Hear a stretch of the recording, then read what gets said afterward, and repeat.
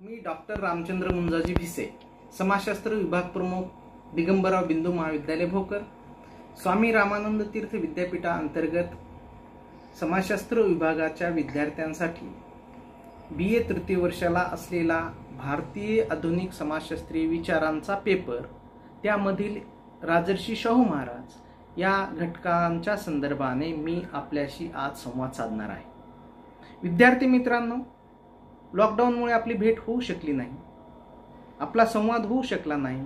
त्या माध्यमातून राजर्षी शाहू महाराजांच्या संदर्भात जे काही समाजशास्त्र विषयाअंतर्गत अभ्यासक्रमासाठी असलेला जे काही भाग आहे, त्या भागावर मी आपल्याशी हा संवाद साधण्याचा प्रयत्न करत आहे। राजर्षी शाहू महाराजांची ओळख आपण जर पाहिलं तर राजर्षी शाहू महाराजांच्या कालखंडाच्या जेव्हा आपण पार्श्वभूमीचा विचार करतो तर स्वातंत्र्य कालखंडामध्ये ज्या दोन प्रवाहाच्या चळवळी सुरू होत्या, त्यामध्ये आपण पाहतो की राजकीय स्वातंत्र्याची एक चळवळ होती आणि समाज सुधारणेची, समाज क्रांतीची एक चळवळ सुरू होती। असे दोन प्रवाह होते। सामाजिक क्रांती समाजामध्ये घडून आली पाहिजे यासाठी महात्मा फुले, राजर्षी शाहू महाराज, डॉक्टर बाबासाहेब आंबेडकर यांचं योगदान हे मोठं होतं। हे समाज क्रांतिकारक नेते होते। भारतीय समाजाची संरचना पूर्णतः बदलून नवी संरचना निर्माण करण्याचं काम हे समाज क्रांतिकारकांनी केलेलं आपल्याला दिसून येतं। महात्मा फुलेंच्या विचारांवर आधारित राजर्षी शाहू महाराजांचं कार्य हे असलेलं आपल्याला दिसतं। मग राजर्षी शाहू महाराजांची ओळख करून घेताना जर आपण पाहिलं तर राजर्षी शाहू महाराजांबद्दल यशवंतराव मोहिते असं म्हणतात की नवविचारांची क्रांती करणारा, आर्थिक समानता सांगणारा हा राजर्षी शाहू हा एक राजा होता। बहा कल्याणकर सांगतात सामाजिक आर्थिक विषमतेचा सुरुंग लावणारे व लोकशाहीची बीजे रुजवणारे राजा म्हणजे राजर्षी शाहू होते। राजर्षी शाहू महाराजांच्या कालखंडाचा जेव्हा आपण विचार करतो तेव्हा आपल्या असं लक्षात येतं की राजर्षी शाहू महाराजांचा जन्म हा 26 जून 1874 रोजी झाला। त्यांचं मूळ नाव यशवंत जयसिंगराव घाटगे होतं। त्यांच्या आईचं नाव राधाबाई होतं। 17 मार्च 1884 ला वयाच्या 10व्या वर्षी चौथे छत्रपती शिवाजी महाराज यांच्या पत्नी महाराणी आनंदीबाई यांनी यशवंतरावांना दत्तक घेतलं आणि मग यशवंतराव घाटगे हे शाहू महाराज या नावाने ओळखले जाऊ लागले। 1885 ला शाहू महाराजांना राजकोट येथे जे काही महाविद्यालय होतं, ज्या महाविद्यालयामध्ये राजपुत्रांना शिक्षण दिल्या जायचं, त्या महाविद्यालयामध्ये 1885 ला शाहू महाराजांनी प्रवेश घेतला। त्यानंतर त्या ठिकाणी त्यांनी शिक्षण घेतलं, घोडेस्वारीचं शिक्षण घेतलं, कुस्ती, शिकार, वेगवेगळ्या खेळांचं शिक्षण त्यांनी घेतलेलं आपल्याला दिसून येतं।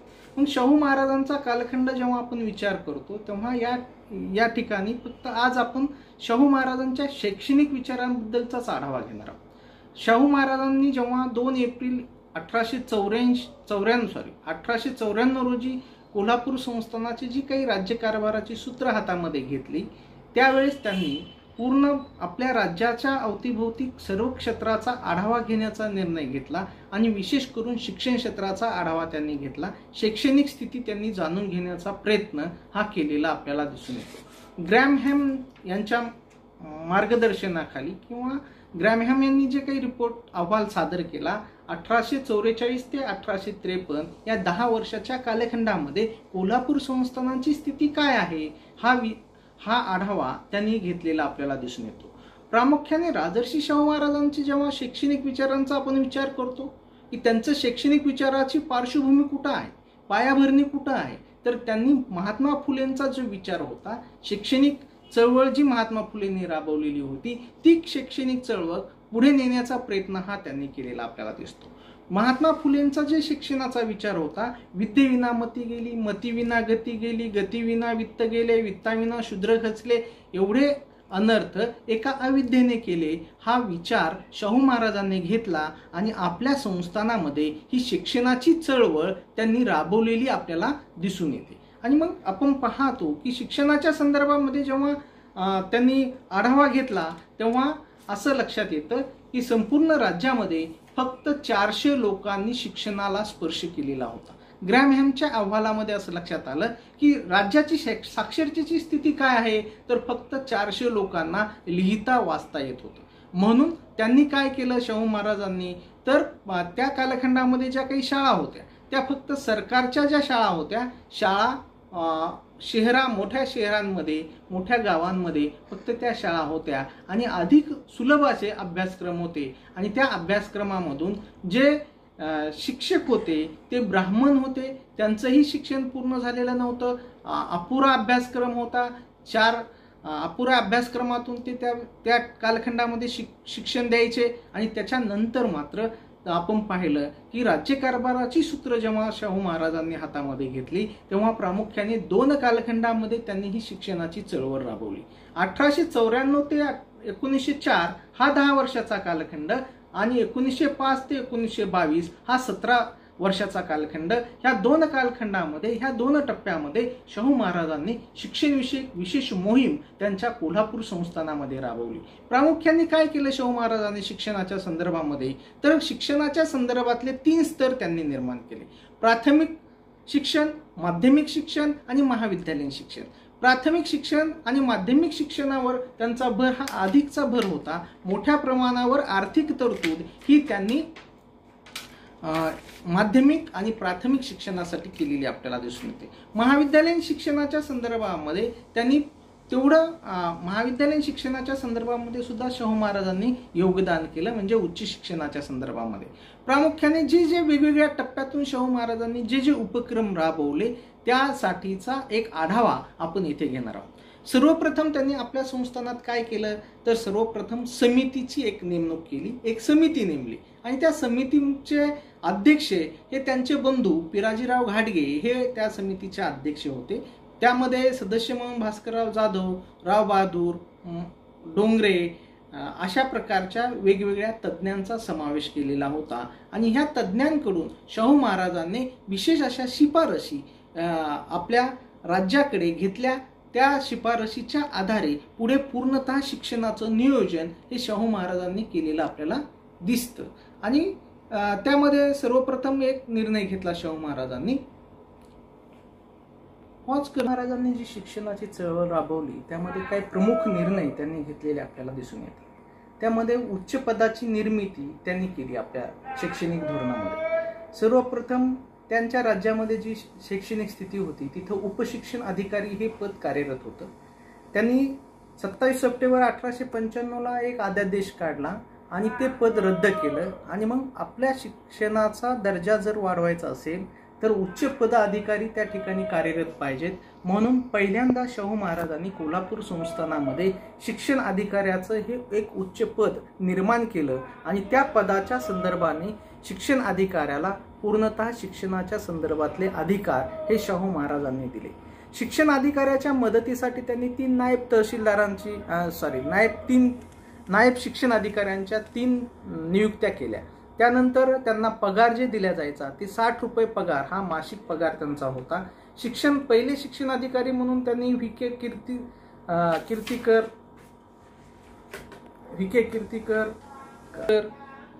टी.जी. नातू, अण्णा आबाजी लठ्ठे, राव बहादूर, डोंगरे एम.जी., डी.आर. भोसले यांनी शिक्षण अधिकारी म्हणून ते त्या कोल्हापूर संस्थानामध्ये केलेलं आपल्याला दिसून येतं.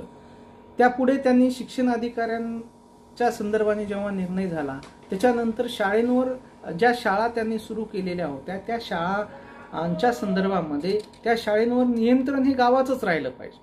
त्यासाठी शाहू महाराजांनी शाळांमध्ये पंच पद्धती सुरू केली. गावातील शाळेची पूर्णतः जबाबदारी त्या गावातील नागरिकांनी स्वीकारली पाहिजे असं त्यांना वाटायचं. म्हणून त्यांनी गावामध्ये एक पंच समिती नेमणूक केली. त्या पंच समितीमध्ये 3 ते 9 सभासद हे नेमण्याचं त्यांनी ठरवलं. तसे अध्यादेश त्यांनी काढले. तालुक्याचे मामलेदार आणि गावचा पाटील हे त्या समितीचे पदसिद्ध अध्यक्ष असत. सर्वांचं लक्ष त्या गावातल्या शिक्षणाच्या क्षेत्रावर असावं म्हणून त्यांनी एक पंच पद्धती प्रत्येक गावामध्ये एका शाळेमध्ये एक पंच पद्धती पंचांची नेमणूक करण्याचं काम हे शाहू महाराजांनी केलं. त्यानंतर वेतनी शिक्षक. आज आपल्याला सर्वत्र शिक्षकांना वेतन असलेलं आपल्याला दिसतं. ही योजना शिक्षकांना वेतन मिळालं पाहिजे ही योजना खरं जर पाहिलं तर आपण शाहू महाराजांनी आणलेली आपल्याला दिसून येते. प्रत्येक शिक्षकाला वेतन मिळालं पाहिजे, ही नवी योजना 1813 मध्ये शाहू महाराजांनी या योजनेचा प्रारंभ केला.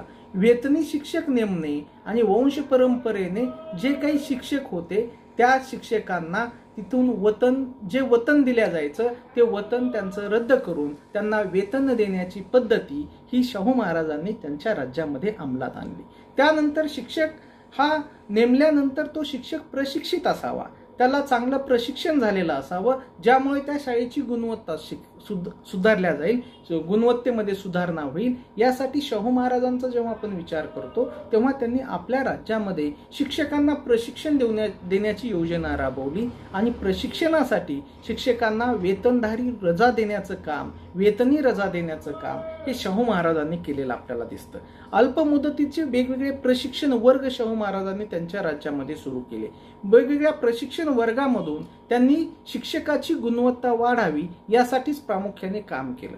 प्रशिक्षण वर्गामधून प्रामुख्याने काय शिकवलं जायचं तर अंकगणित, मराठी भाषा, मोठी लिपी अशा प्रकारचे अभ्यासक्रम त्यांनी छोटे छोटे अभ्यासक्रम तयार केले आणि शिक्षकांना त्या ठिकाणी बोलवणं, त्यांना प्रशिक्षित करणं आणि यामागे जे काही उद्देश होता शाहू महाराजांचा की गुणवत्तापूर्ण शिक्षण तर मिळालंच पाहिजे पण थोडी गुणवत्ता त्यामध्ये सुधारणा झाली पाहिजे, त्यासाठी त्यांनी हे प्रशिक्षण वर्ग सुरू केलेले आपल्याला दिसून येतात.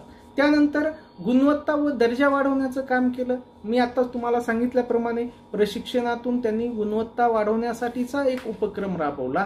त्याचबरोबर शिक्षकांचा दर्जा वाढला पाहिजे, शिक्षणातली गुणवत्ता वाढली पाहिजे. यासाठी त्यांनी प्रामुख्याने हे काम शिक्षकांना गुणवत्तापूर्व प्रशिक्षण देण्याचं काम त्यांनी केलं. त्यानंतर प्रामुख्याने आपल्या हेही लक्षात येतं की पुढे गाव तेथे शाळा, प्रत्येकाला शिक्षण मिळालं पाहिजे, परंतु शिक्षणाच्या सुविधा जर त्या गावामध्ये उपलब्ध नसतील तर ते मुलं शिकतील कुठं, हा विचार त्यांच्या लक्षात आला आणि मग शाहू महाराजांनी प्रामुख्याने गाव तेथे शाळा हा उपक्रम राबवला. 28 मे 1913 रोजी त्यांनी एक अध्यादेश काढला आणि त्या अध्यादेशामध्ये सांगितलं गावातली जी काही धर्मशाळा असेल, गावातली जी काही मंदिरं असतील, जी काही प्रार्थना स्थळं असतील, जी रिकामी ठिकाणं तुम्हाला दिसतील त्या ठिकाणी गावामध्ये प्रत्येक गावामध्ये शाळा सुरू झाल्या पाहिजे आणि ते निर्णय हा अंमलात आणला आणि मग तेव्हापासून आपण पाहतो की गाव तेथे शाळा ह्या सुरू झालेल्या आपल्याला दिसतात. त्यानंतर शाहू महाराजांच्या लक्षात आलं की आपण शाळा सुरू करतोय, चांगले शिक्षक देतोय, परंतु तिथे येणारा जे काही विद्यार्थी वर्ग आहे तो विशिष्ट वर्गातूनच येतोय. गोर गरीब दीन दलित या वर्गातले विद्यार्थी आजही येत नाहीत आणि मग प्रामुख्याने त्यांनी पाहिलं तर याची अडचण काय आहे तर त्यांच्या लक्षात आलं की आर्थिक परिस्थिती चांगली नसल्यामुळे ह्या वर्गातले मुलं हे त्या ठिकाणी शिक्षण घेऊ शकत नाहीत. म्हणून शाहू महाराजांनी फी माफीचा धोरण जाहीर केलं की आर्थिकदृष्ट्या जे दुर्बल आहेत 20 मे 1911 रोजी शाहू महाराजांनी प्रामुख्याने फी माफीचं धोरण जाहीर केलं, अध्यादेश काढला आणि त्यांनी सांगितलं शेतकरी, कामकरी, मागासलेले, दलित जे विद्यार्थी आर्थिकदृष्ट्या दुर्बल आहेत या सर्वांची फीस माफ केली जाईल, त्यांना शाळेमध्ये शिक्षण हे मोफत शिक्षण हे दिले जाईल अशा प्रकारची योजना त्यांनी राबवली. त्यानंतर सक्तीचं शिक्षण केलं की आपण आज पाहतो की सगळीकडे आपल्याला सक्तीचं प्राथमिक शिक्षण झालेलं दिसतं.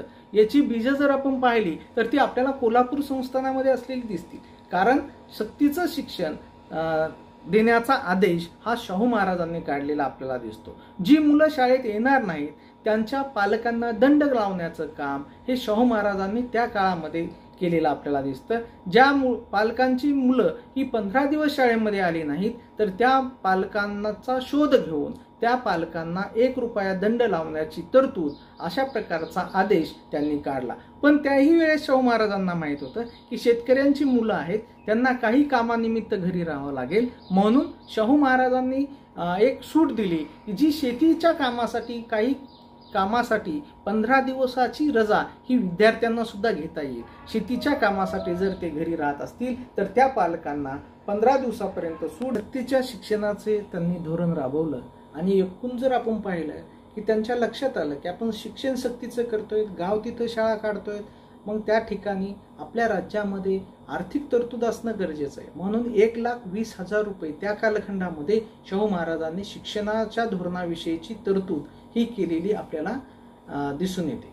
आणि त्यानंतर आपण पाहिलं की हा पैसा कुठून उभा करायचा, तर शाहू महाराजांनी ही जी काही आर्थिक तरतूद होती, ही आर्थिक तरतूद करण्यासाठी त्या कालखंडामध्ये शिक्षणविषयीचा कर लागू केला.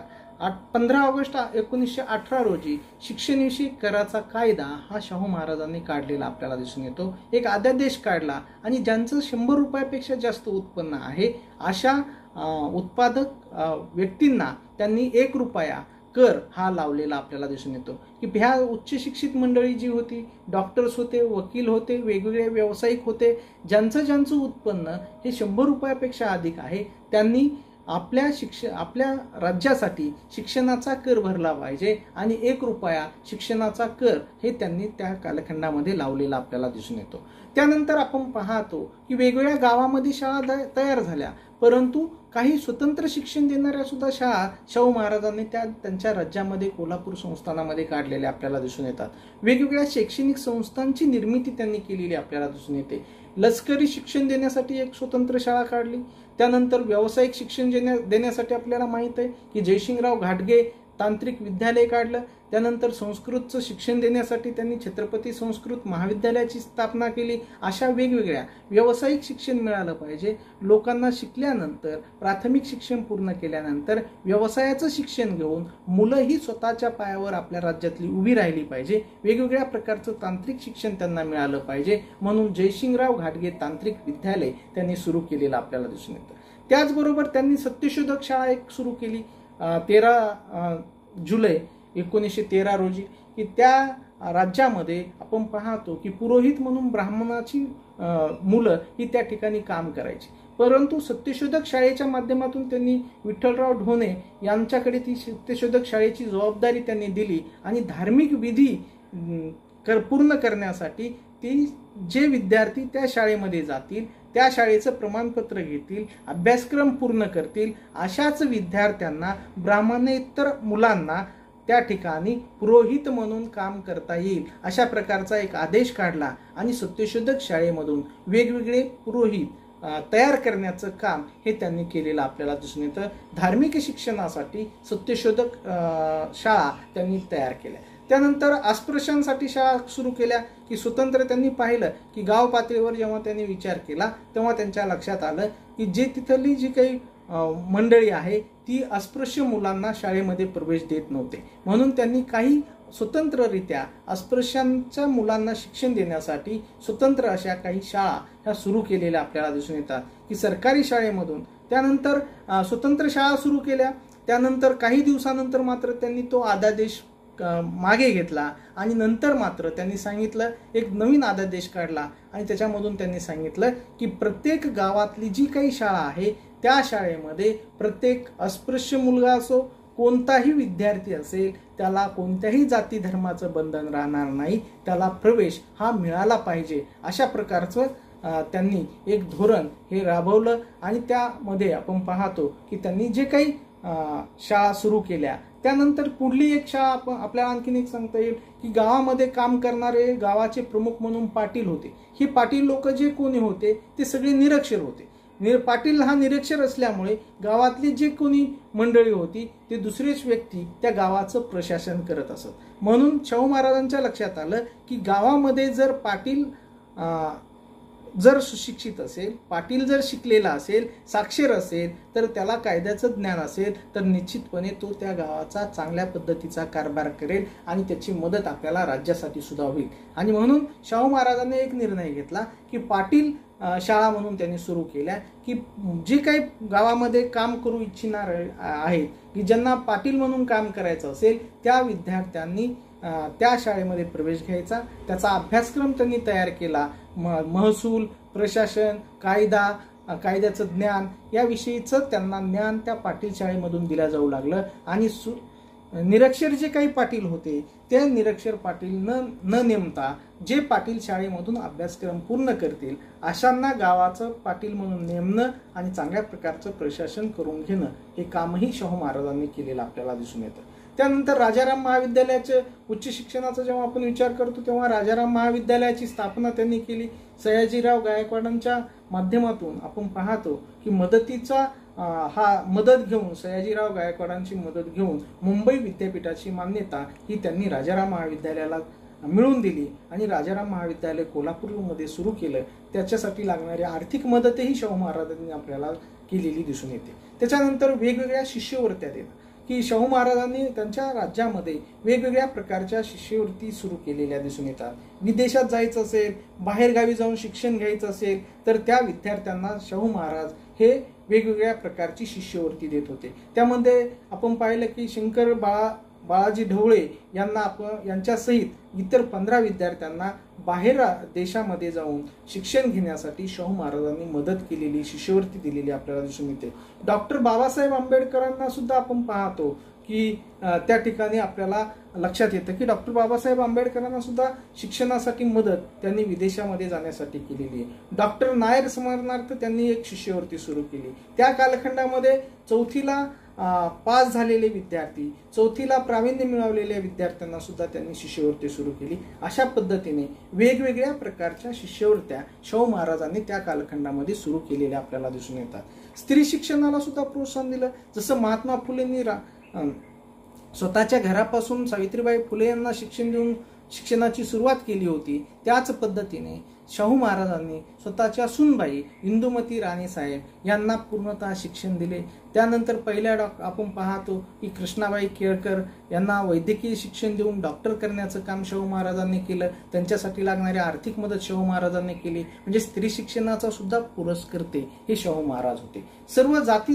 त्यानंतर आपण पाहतो की वसतिगृहाच्या संदर्भामध्ये की मुलं शिकली पाहिजे, मुलं शिकू लागली. कोल्हापूरमधलं शिक्षणाचं प्रमाण वाढलं की वेगवेगळ्या ग्रामीण भागामध्ये मुलं शिकू लागली. परंतु ती मुलं प्राथमिक शिक्षण गावामध्ये घेऊ लागले, परंतु माध्यमिक आणि उच्च शिक्षण घेण्यासाठी जेव्हा ते कोल्हापूरला येऊ लागले तेव्हा त्यांच्या राहण्याची व्यवस्था नव्हती. त्यांनी कुठं राहावं, कशा पद्धतीने जीवन जगावं, यासाठी मग शाहू महाराजांनी कोल्हापूरमध्ये शहरामध्ये वेगवेगळी वसतिगृह सुरू केली. आणि म्हणूनच आपण पाहतो की कोल्हापूर ही वसतिगृहाची जननी म्हणून ओळखली जाते. आणि सर्व जाती धर्मांच्या मुलासाठी त्यांनी एक वसतिगृह सुरू केलं. परंतु 3 वर्षानंतर त्यांनी एक आढावा घेतला की ह्या वसतिगृहामधून कोणाला प्रवेश दिला जातो. तर त्यांच्या लक्षात आलं की ब्राह्मण इतर मुलांना, एकाही मुलांना ह्या वसतिगृहामधून प्रवेश मिळत नव्हता. म्हणून नंतर शाहू महाराजांनी हा निर्णय घेतला की प्रत्येक जातीनुसार वसतिगृह, मुलांना उच्च शिक्षणाची सुविधा व्हावी म्हणून कोल्हापूरमध्ये वेगवेगळ्या प्रकारची जातीनुसार वसतिगृह ही सुरू केलेली आपल्याला दिसतात. प्रत्येक जातीतील नेते जे काही होते त्या नेते मंडळींना शाहू महाराजांनी निमंत्रित केलं. त्यांना विनंती केली की आपण आपल्या जातीतल्या मुलांनी शिक्षण घ्यावं, यासाठी पुढाकार घ्यावा आणि त्याच्यासाठी मी जे काही राज्य प्रमुख म्हणून तुम्हाला जे काही सहकार्य लागेल ते सहकार्य करण्याचं त्यांना सांगितलं. आणि मग वेगवेगळ्या प्रकारचं राज्याचं सहकार्य देऊन, जमीन देऊन, अनुदान देऊन त्यांनी ही वेगवेगळी वसतिगृह सुद्धा शिक्षणामध्ये प्रगती व्हावी, शिक्षणाचं प्रमाण वाढावे म्हणून जातीनुसार सुद्धा वेगवेगळी वसतिगृह ही काढलेली आपल्याला दिसतात. त्यानंतर शैक्षणिक प्रगतीचं जर आपण पाहिलं तर वेगवेगळी प्रकारची प्रगती कोल्हापूर संस्थानामध्ये आपल्याला झालेली आपल्याला दिसून येते. आणि मग हे शैक्षणिक स्थितीचा आढावा जेव्हा आपण घेतो, शाहू महाराजांनी केलेलं हे सगळं शैक्षणिक विषयीचं त्यांचं कार्य, शिक्षण विषयीची त्यांच्या राज्यामध्ये राबवलेली त्यांची ही जी काही चळवळ आहे ती आज महाराष्ट्रामध्ये कुठं आहे तर महाराष्ट्रामध्ये आपण पाहतो की अनेकांनी त्यांच्या कार्याची प्रेरणा घेतली, शाहू महाराजांच्या शैक्षणिक कार्याची प्रेरणा घेतली. आणि मग आपण पाहतो की डॉक्टर भाऊराव पाटील असतील यांनी शाहू बोर्डिंगची स्थापना केली, भाऊसाहेब हिरे असतील यांनी नाशिक येथे शैक्षणिक संस्थेची उभारणी केली, डॉक्टर पंजाबराव देशमुख असतील यांनी विदर्भामध्ये शिवाजी शिक्षण संस्थेची निर्मिती केली, डॉक्टर बाबासाहेब आंबेडकर असतील यांनी पीपल्स शिक्षण संस्थेची स्थापना केली, भाऊ विनायकराव पाटील असतील त्यांनी मराठवाडा शिक्षण प्रसारक मंडळाची स्थापना केली. आणि अशा प्रकारची शैक्षणिक कार्याची प्रेरणा ही शाहू महाराजांच्या घेतलेली आपल्याला दिसून येते. एकंदरीत शिक्षणविषयक कार्याचा आढावा थोडक्यात हा मी घेण्याचा प्रयत्न केलेला आहे. आणि आपल्या सर्वांनी या व्हिडिओ ह्या व्हिडिओचा आपण सर्वांनी लाभ घ्यावा आणि विद्यार्थ्यांपर्यंत पोहोचवण्याचा हा माझा मनस्वी एक प्रयत्न आहे. धन्यवाद.